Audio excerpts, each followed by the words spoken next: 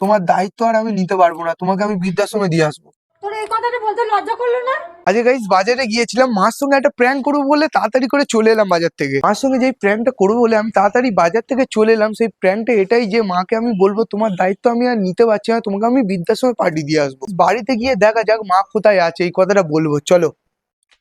ও মা, কোথায় গেলে গো? এই তো আমি ছাদে সবজি কাটছি। মাকে আমরা ছাদেই পেয়ে গেছি। ক্যামেরাম্যান তুমি লুকিয়ে যাও আর আমি মার কাছে যাই। কি গো, সবজি কাটছো? তুই ডাকছিলিস কি জন্য? কি রে, কিছু বলছিস না? কি জন্য ডাকছিলিস?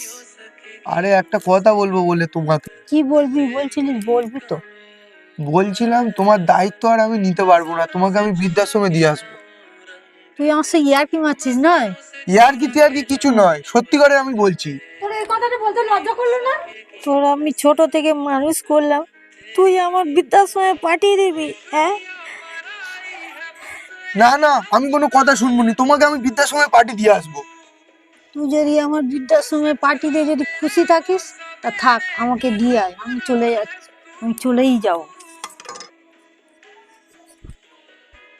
গাইস প্র্যাঙ্কটা মানে জোরদার হয়ে গিয়েছে, তোমরা দেখতেই পেলে মার রিয়াকশনটা।